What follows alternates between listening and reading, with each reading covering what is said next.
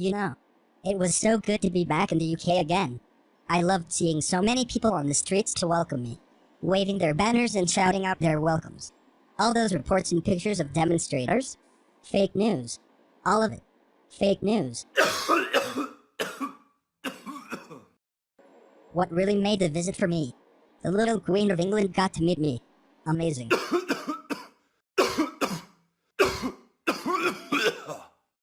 If you're going to cough, please leave. You just can't cough. Also, me and the King of Wales are now bros. I'm humbled I got to lower myself to his level, just for a few days. Did you hear me? No coughing. You just can't.